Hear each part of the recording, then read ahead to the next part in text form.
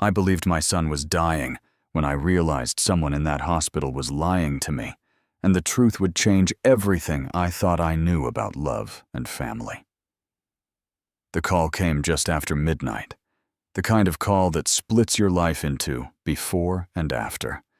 A strained male voice introduced himself as hospital staff and said my son had been brought in after a serious accident. He spoke in careful, measured sentences, but I heard what he was trying not to say.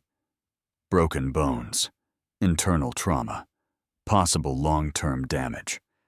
He asked if I was his next of kin. I remember answering yes and feeling my knees weaken, as if my body already knew what my mind had not yet caught up to. I arrived less than an hour later. The building was quiet in that hollow way hospitals get at night, where every sound feels amplified. Shoes squeaked faintly on polished floors. Machines hummed behind closed doors. The air smelled sharp and clean, but underneath it all was fear. I followed a nurse down a long corridor to a room filled with blinking monitors and harsh white light. And there he was, my son, pale, unmoving, tubes running from his arms, his legs suspended in a rigid metal frame that looked more like a punishment than treatment. I am an old man, a widower. I spent my life working with numbers and systems, believing that if something was built correctly, it would hold. I believed families worked the same way. You build them with love, consistency, honesty, and they stand. Seeing my son like that made all those beliefs feel foolish and small. He opened his eyes briefly when he heard my voice. Dad. The word barely made it past his lips. I took his hand and felt how warm it was, how alive. Doctors spoke to me later in the hallway. They explained fractures, nerve risks, recovery timelines that stretched into uncertainty. One of them said the word paralysis without looking me in the eye. I nodded and thanked him like a polite stranger, then went back to the room and sat down. I did not leave for 3 days. I slept in a chair that was never meant for sleep. I ate from vending machines and drank coffee that tasted like regret. I watched my son wince and groan when nurses adjusted his position. I watched him clench his jaw and grip the rails when pain surged. I told him stories from his childhood, hoping familiarity would anchor him. I told him everything would be all right, even when I had no idea if that was true. His wife came and went. She was attentive, efficient, always on the phone, always speaking in calm, practical tones. She thanked the staff. She organized paperwork. She reminded me gently to take breaks I never took. There was something composed about her that I mistook for strength. Now I know better. On the 3rd night, exhaustion pressed on me so heavily that my thoughts began to blur. Time lost its shape. The room existed in a constant half-glow, neither day nor night. That was when I noticed her. The nurse on the night shift was different, not unkind, not careless, just different. She moved with quiet precision, checked vitals without unnecessary conversation, and watched the room more than she watched her tablet. When she entered, I felt it. A subtle tightening in my chest, the way you feel when someone knows something you do not. She checked the monitors, adjusted the IV, and noted something down. My son slept heavily, his breathing slow and even. As she turned to leave, she paused beside my chair. Her hand brushed mine, and in that brief contact, she pressed something small and folded into my palm. Paper. Our eyes met for half a second. Hers were not calm. They were urgent, afraid. She did not say a word. She did not look back. She walked out and closed the door softly behind her. I sat there frozen, my heart pounding loud enough that I was sure it could be heard over the machines. My son shifted slightly, and murmured in his sleep. I did not move, not until I was certain we were alone. When I finally unfolded the paper, my hands were shaking. Only a few words were written, hurried and uneven. "He is lying. Check the camera. 2 a.m. I stared at the note until the letters blurred. Lying. The word made no sense. About what? About his pain. About the accident. About everything I had been watching for 3 days with my own eyes. I looked at my son. He slept peacefully. Vulnerable. Helpless. The child I had raised. The man I trusted more than anyone. The room felt suddenly colder. The machine sounded louder. The note burned in my hand like a warning I did not want to understand. I folded it slowly and slipped it into my pocket. Somewhere deep inside me, something shifted. A small crack. I did not know it yet, but that crack was the beginning of everything falling apart. I told myself the note meant nothing. That exhaustion had sharpened my fear and dulled my judgment. Hospitals are full of misunderstandings, I thought. Nurses make mistakes. People jump to conclusions. Most of all, fathers protect their children by refusing to believe the worst. Still, the paper felt heavier in my pocket with every passing minute. I stayed in the chair until dawn, barely blinking, watching my son's chest rise and fall. Every sound made me flinch. Every shift of his body sent a jolt through me. I searched for pain in his face, for proof that what I had been told by the doctors was real. And yet, once the idea had been planted, I could not unsee the small inconsistencies. The way his breathing seemed too steady. The way his hand relaxed completely when he thought no one was watching. Morning came without relief. Doctors made their rounds. Charts were reviewed. Words like inflammation and nerve response were spoken with professional certainty. I nodded. I asked careful questions. I thanked them. All the while, the words from the note echoed in my mind, lying just beneath every explanation. His wife arrived mid-morning, carrying coffee and a tight smile. She kissed his forehead and asked how the night had been. He grimaced on cue and whispered that the pain had been unbearable. She glanced at me, her eyes softening. "Poor thing," she said. I felt a sudden urge to look away. Later, while my son slept again, she sat across from me and spoke quietly about practical matters. Insurance forms, medical leave, how long recovery might take. She mentioned how expensive long-term care could be, how uncertain everything was. Her tone was gentle, reasonable, loving. I nodded again. Aj always nodded, but something about the timing unsettled me. We were not even through the first week, and already the conversation was drifting toward costs and contingencies. I told myself she was simply being realistic. Someone had to think ahead. That afternoon, the nurse returned. The same one. She avoided my eyes as she adjusted the IV. Her hands moved quickly. Too quickly. When she finished, she hesitated, then leaned in slightly, as if checking a monitor. "You did not hear this from me," she whispered so quietly I barely caught it. "But please be careful." Before I could respond, she straightened and left. That was when denial stopped being an option. By early evening, my body gave in. I could not keep my eyes open. My head throbbed. My back screamed in protest. When my son stirred, I leaned close, ready to help. He opened his eyes and looked at me with something that almost resembled concern. "Dad, you should go home tonight," he said softly. "You look terrible. Get some sleep. I will be fine." I wanted to believe him. I wanted to stay. But the note, the warning, the nurse's fear all pressed against me at once.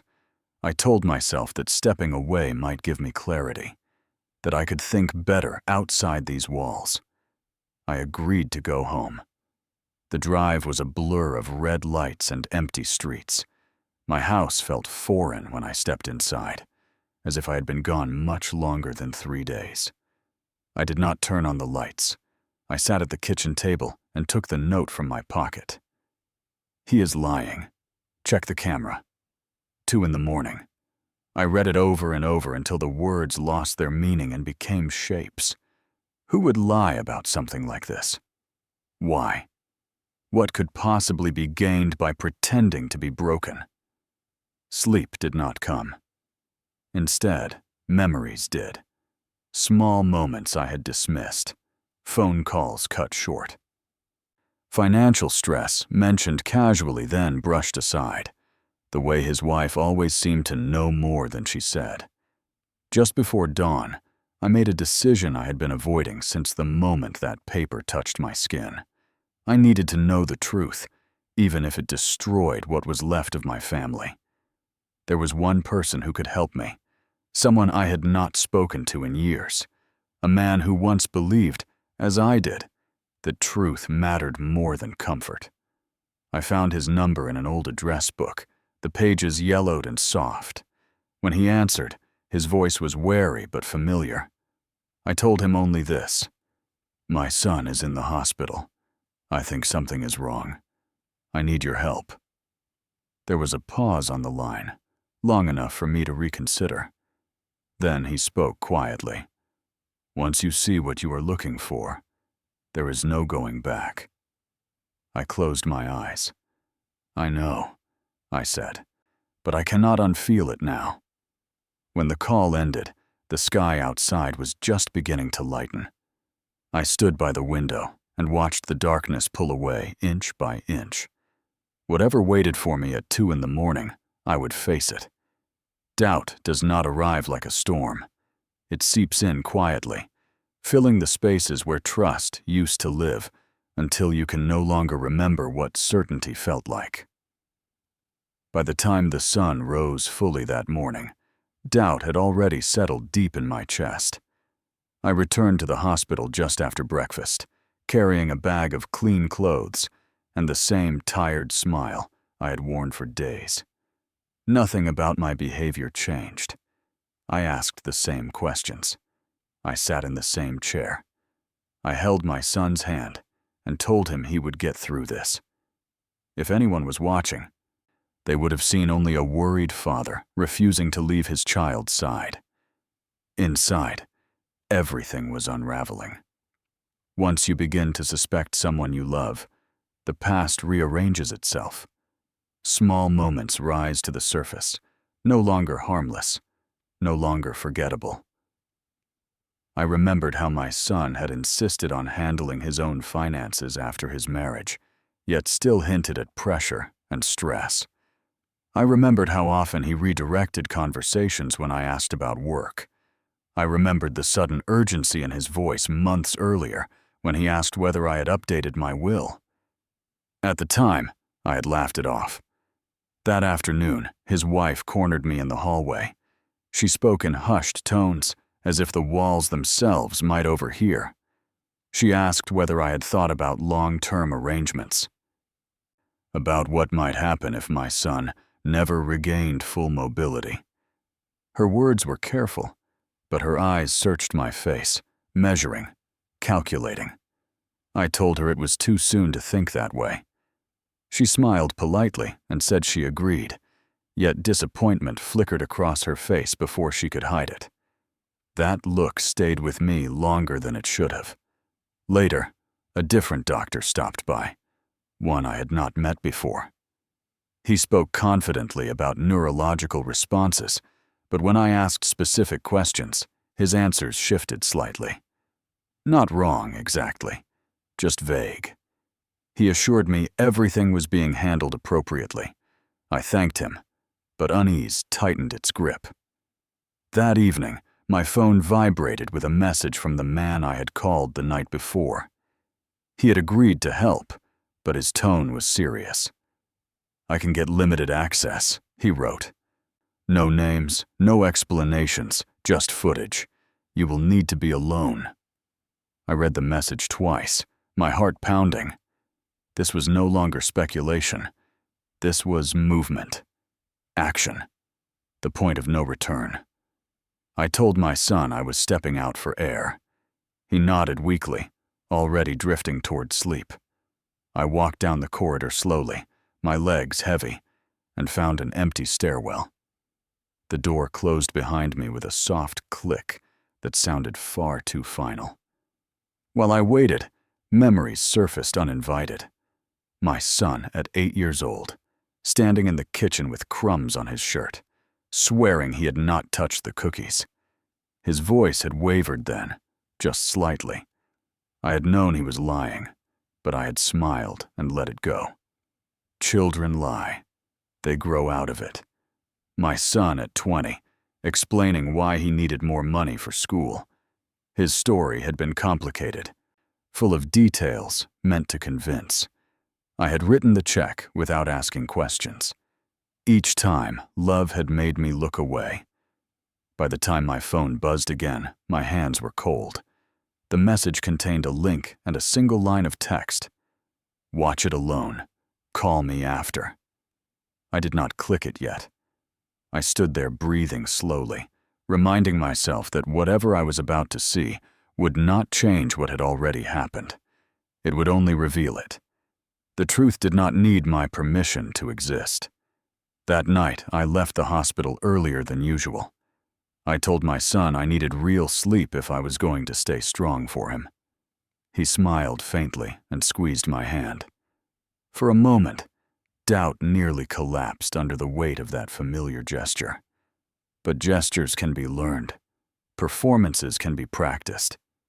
Outside, the parking lot was quiet. I sat in my car with the engine off, the hospital lights reflecting off the windshield. I took out my phone and stared at the link again. 2 a.m. The time from the note echoed in my head. The hour when most people are asleep, when truth thinks it is unobserved. I placed the phone face down on the seat beside me. Not yet, I told myself. Not here.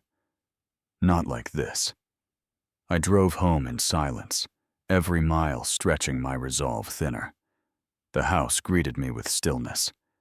I did not turn on the television. I did not eat. I sat at my desk and opened my laptop, the screen glowing in the dark room like an accusation. I set the phone beside it and waited.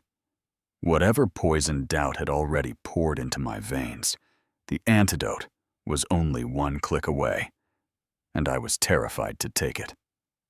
I waited until the house was completely silent before I opened the link. No ticking clock, no radio, no distractions, just me, the laptop, and the truth I had been postponing with fear disguised as patience. The screen loaded slowly, each second stretching like a warning. Then an image appeared, grainy, colorless, a fixed angle from the ceiling of a hospital room. I recognized it instantly. The same bed, the same machines, the same space where I had spent 3 days praying my son would not lose the use of his legs.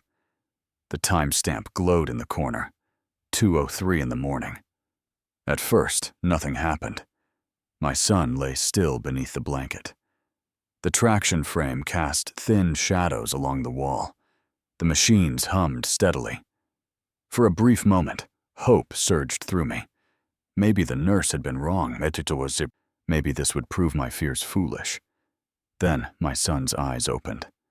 Not slowly, not with effort. They snapped open, alert and focused. He turned his head left, then right, scanning the room with the caution of someone making sure they were alone. My chest tightened. I leaned closer to the screen, without realizing I had moved. He pushed himself upright. There was no hesitation, no wince, no sign of pain. He sat up as easily as he would have at home on his couch. The metal frame that had terrified me now looked like a prop. He swung both legs over the side of the bed. Both of them. The leg doctors warned might never function again touched the floor without resistance. I felt my breath catch painfully in my throat. He stood. Fully. Confidently. He rolled his shoulders once, like a man loosening up after a long day. Then he reached under his pillow and pulled out his phone. The screen lit his face. He smiled. Not the weak, strained smile I had seen all day. A real one. Relaxed. Familiar. The smile of my son, when nothing was wrong. I pressed my hand against my mouth, my fingers trembling. Minutes passed as he scrolled, typing quickly. Then the door opened. His wife slipped inside, glancing behind her before closing it. She carried a paper bag. Even through the grainy footage, I recognized it as food. Fast food. The kind you eat when you are hungry, not when you are in agony. She handed him the bag. He opened it eagerly. He ate. He did not pick carefully or move slowly. He took large bites. Fries disappeared by the handful. He drank from the cup and laughed, throwing his head back. The sound was not recorded, but I could see it in his shoulders, in the way his face lit up. They talked. Their mouths moved quickly, animated. At one point, his wife leaned closer and spoke urgently. My son nodded, then glanced toward the door, suddenly serious. He pulled out his phone again and made a call. I could not hear the words, but I could read the tension in his posture. His jaw tightened. He paced the small space beside the bed, walking normally, confidently, gesturing with his free hand. He stopped and pressed the phone to his ear, listening. Then he said something that made his wife stiffen. She shook her head sharply. He lowered his voice. She crossed her arms. Whatever they were discussing, it was not about pain or recovery. At 2:15, she gathered the trash carefully, wiping surfaces, erasing evidence. Before leaving, she kissed his forehead. It was quick, efficient. Not the kiss of concern, but of coordination. She left. My son returned to the bed, slid beneath the blanket, tucked the phone under the pillow, and positioned his leg just so. Within seconds, he was the same broken figure I had watched suffer. Still. Vulnerable, convincing. The video ended. The screen went black, reflecting my face back at me. I barely recognized myself. My skin looked gray. My eyes hollow. I closed the laptop slowly, as if the truth inside might spill out if I moved too fast. My hands were numb. My heart felt like it had dropped somewhere deep in my body, where it no longer knew how to beat properly. He can walk. The thought arrived cold and final. But that was not the worst part. The worst part was understanding that every word he had spoken to me for 3 days had been calculated. Every groan, every plea, every whispered fear about never walking again. He had watched me sit there, exhausted and terrified, and had chosen to continue. I stood up too quickly and had to grab the edge of the desk to steady myself. Nausea rolled through me. I had raised him, taught him right from wrong, and now I had just watched him perform betrayal with the ease of practice. I thought of the house, the one his mother and I built, the way his wife had asked about long-term care, the urgency in her voice, the pieces locked together with horrifying clarity. This was never about healing. It was about timing. I opened my phone and stared at the investigator's number. My fingers hovered, then pressed call. When he answered, I did not waste words. "I saw it," I said. There was a pause on the line. Then his voice came quietly. "There is more. And you are not going to like it." I closed my eyes. "Tell me everything," I said. Because at that moment, I understood something that would guide every decision from that point forward. My son was not injured. My son was acting. And the real damage had only just begun. I listened without interrupting as the investigator laid everything out. His voice was calm, methodical, the voice of a man used to separating facts from feelings. I needed that steadiness because my own emotions were spiraling, threatening to pull me under. This was not a spur-of-the-moment deception, he said. It was planned. Carefully. He explained that my son had been drowning in debt for more than a year. Not medical bills, not unexpected hardship. Speculative investments, risky loans, promises made to the wrong people. There were deadlines attached to that money, real ones enforced by contracts and pressure that did not leave room for delay. He had tried to hide it from me. When that failed, he moved to something more drastic. The accident itself had not been staged, but it had been exploited. A fall that should have resulted in minor injuries became an opportunity. With the help of someone inside the system, the story was rewritten, reports altered, diagnoses exaggerated, fear amplified. The goal was not sympathy. It was urgency. I closed my eyes and leaned back in the chair as the investigator continued. There were irregularities in the medical file, imaging results that did not match the conclusions, consult notes that appeared after the fact, and money. Always money. Transfers made quietly, broken into smaller amounts, routed through accounts meant to look ordinary. A professional had accepted payment to look the other way and add weight to a lie. But the most unsettling detail came last. Your name appears repeatedly in their messages, he said. Not as a father, as a solution. I felt something inside me fracture cleanly at that word. The plan was simple in its cruelty. Convince me that my son might never walk again. Introduce the idea of permanent care, then present a single path forward, selling what mattered most to me in exchange for his future. It would look like sacrifice. Love, a father choosing his child over a home. I thought of my wife, of the years we spent building that life brick by brick, of the promise I made to never let it be taken lightly.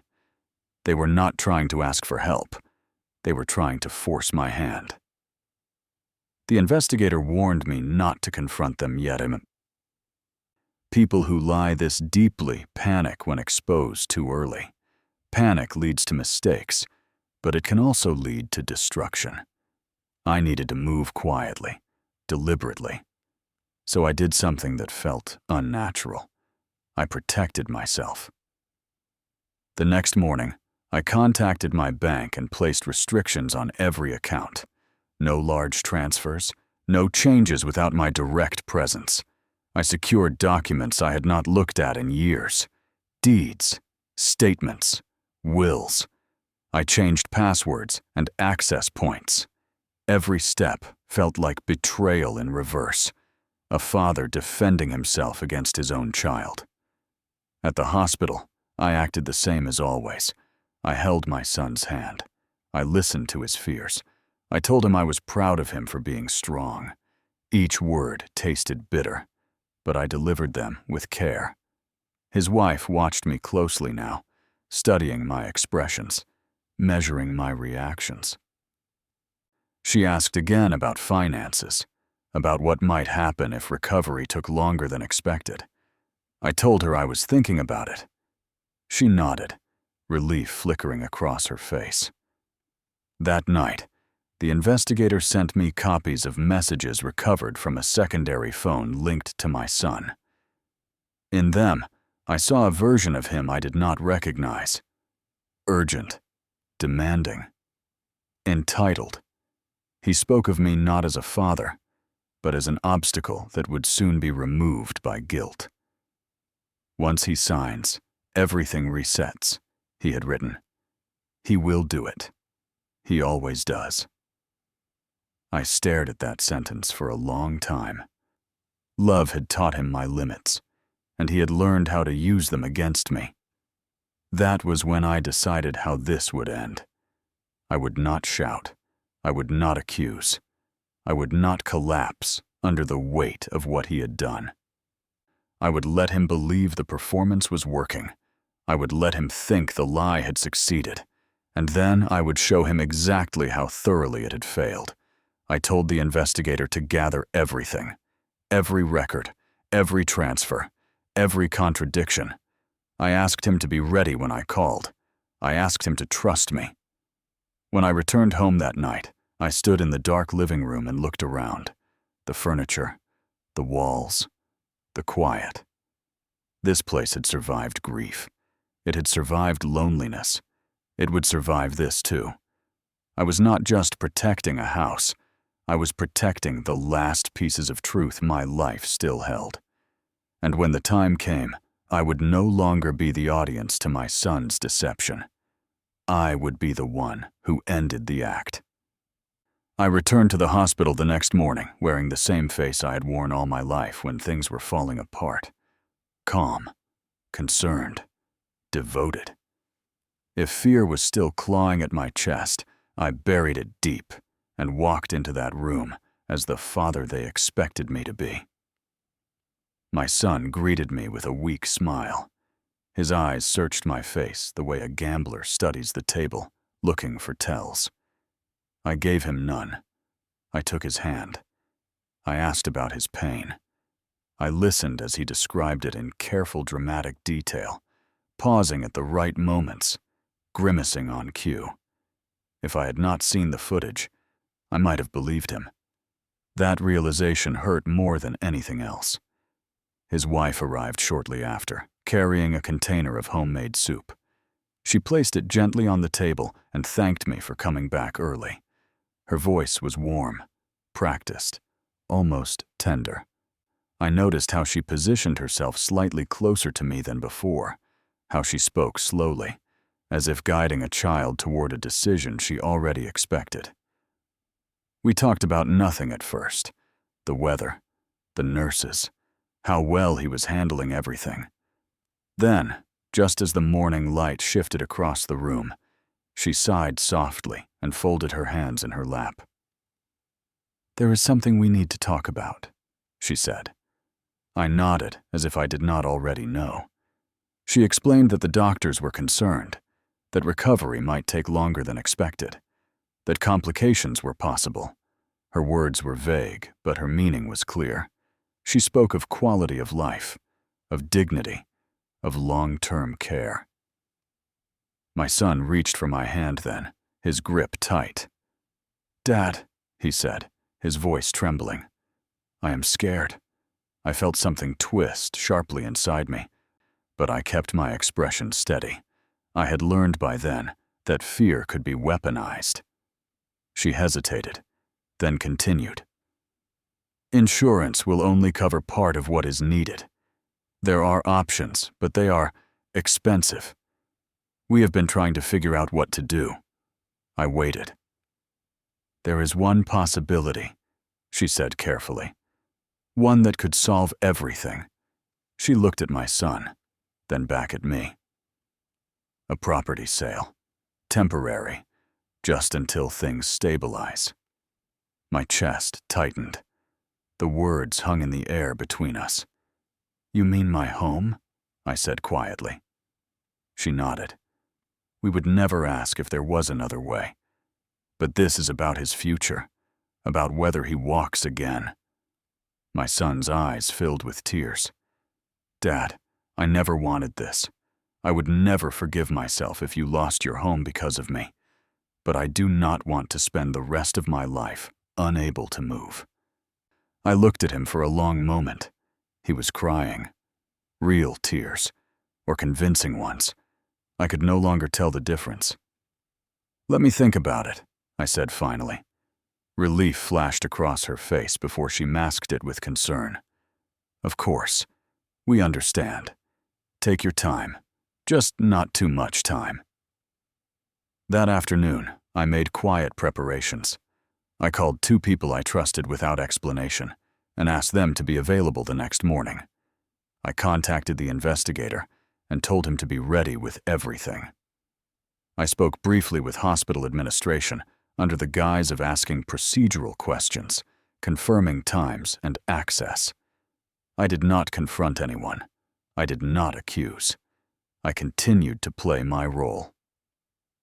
That evening, as visiting hours ended, my son asked if I would stay the night again. I told him I needed rest to make good decisions. He nodded, disappointment carefully concealed. As I walked down the corridor, I passed the night nurse. She met my eyes and gave a small, almost imperceptible nod. It was not encouragement. It was acknowledgement. She knew what was coming. At home, I laid out the clothes I would wear the next day. Simple, dark, unremarkable. I slept little, but when I did, I dreamed of my wife standing in the doorway of the house, watching silently as I walked away. When I woke, my decision was firm. In the morning, I returned to the hospital earlier than expected. The room was quiet when I entered. My son looked surprised to see me. "You were up early?" he said. I smiled gently. I wanted to make sure everything was taken care of. His wife arrived moments later, sensing something in the air. She glanced at my hands, empty, and frowned slightly. "Have you decided?" she asked. I had, but not the way they thought. I took a seat beside the bed, close enough that my son could see my eyes clearly. "Before we talk about the house," I said, "there is something you need to see." The room felt suddenly smaller, tighter, like a stage just before the curtain rises. They had performed their parts perfectly. Now, it was my turn. The room went quiet in a way that felt unnatural, as if even the machine sensed something was about to break. My son stared at me, confusion flickering across his face. His wife stiffened beside him, her hands tightening around the strap of her bag. "What do you want us to see, Dad?" my son asked, his voice careful. I did not answer him right away. Instead, I stood and pulled the chair closer to the bed, positioning it to the small table between us became a screen. I placed the tablet down gently, the way you might set down something fragile that could still cut you. "This," I said, "is what I saw when I finally listened to the warning I was given." His wife took a step back. Her eyes dropped to the tablet before snapping back to my face. Her lips parted, then closed again. "You should not be watching things like that," she said quickly. "Hospital footage is private." I pressed play. The screen filled with the familiar grainy image of the hospital room at night. The timestamp glowed in the corner. 2:03 in the morning. At first, neither of them moved. My son watched, his face draining of color second by second. When his on-screen image sat up and swung his legs over the bed, he inhaled sharply. "Dad," he began. I raised my hand. "Watch." On the screen, he stood. He walked. He smiled. His wife appeared carrying food, laughing with him, touching his shoulder with ease. The moment he made the phone call, her real-life counterpart whispered his name in panic. "Turn it off," she hissed. "This is not what it looks like." The video continued. The careful cleanup. The practiced return to helplessness. The lie settling back into place. When the screen went dark, no one spoke. My son stared at the tablet as if it might disappear if he did not look up. His chest rose and fell too fast. His hands trembled against the blanket. "Dad, please," he said finally. "Let me explain. Explain what I asked quietly. Explain how you stood and walked while I sat beside your bed, thinking I might lose you forever. Explain how you watched me break and decided it was acceptable." His mouth opened. closed. His wife stepped forward, her composure cracking. "We were desperate," she said. "You do not understand the pressure we were under. The debts, the deadlines. We thought this would only be temporary." "Temporary," I repeated. "Like my trust." She turned on him then, her voice sharp. "You said he would never check. You said he was too tired, too emotional."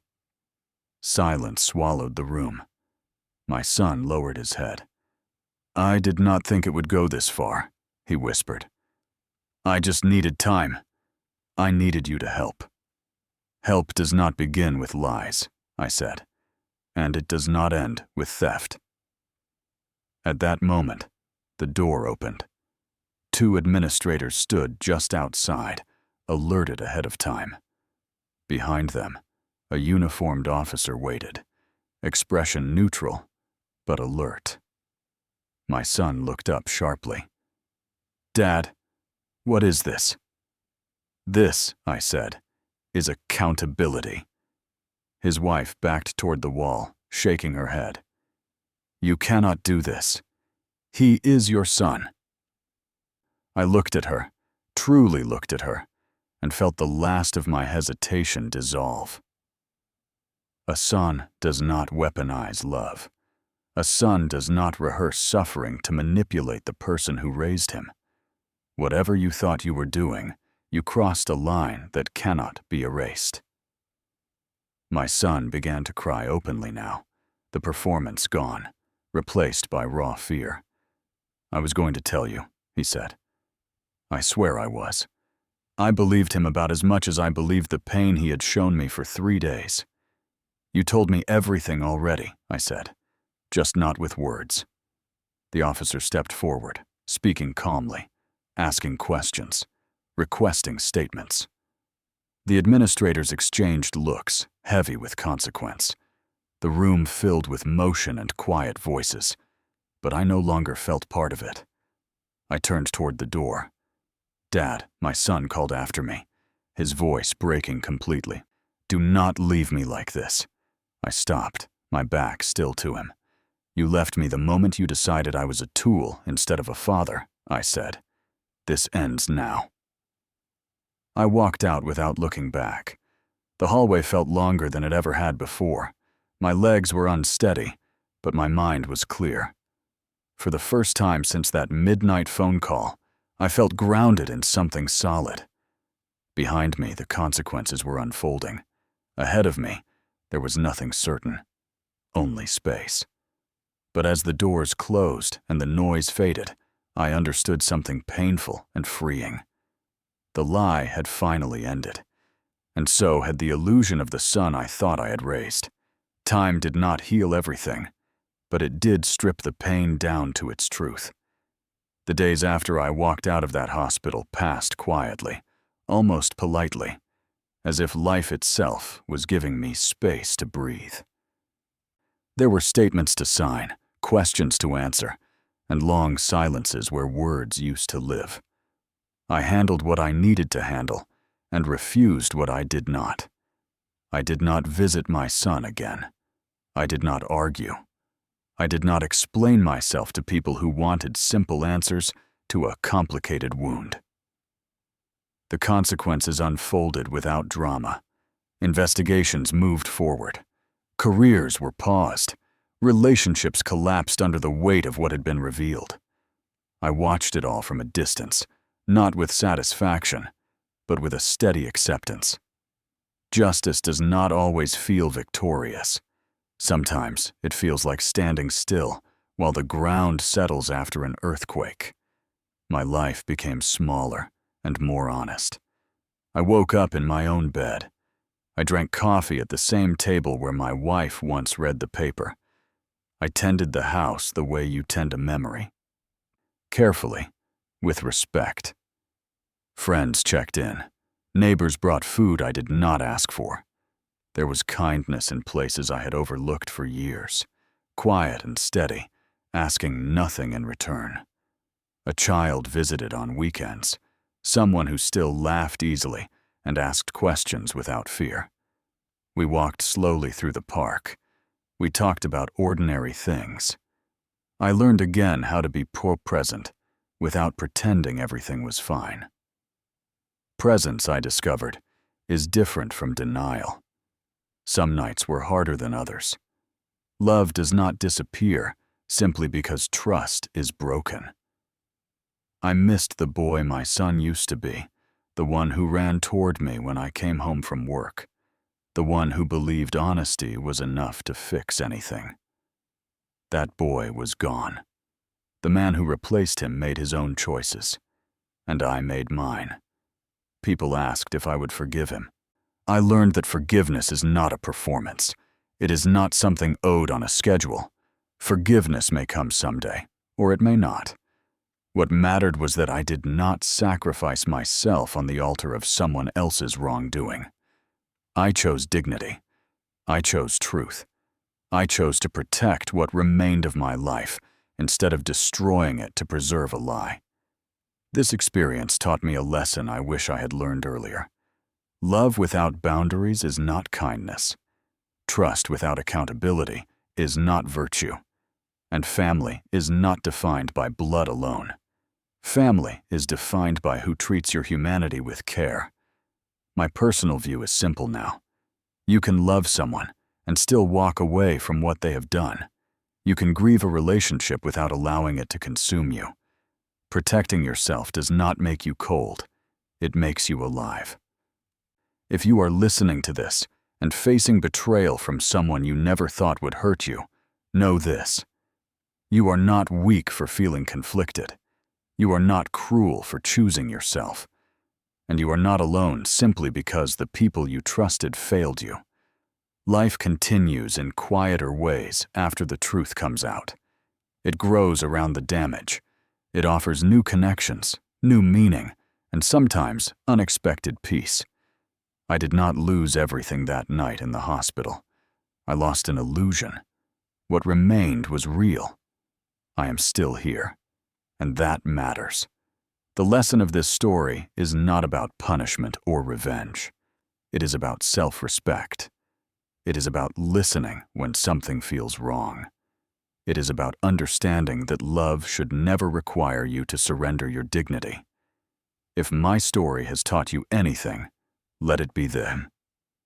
Do not ignore the warning signs because you are afraid of what you might find. Truth may hurt, but it also frees you. And freedom is worth everything.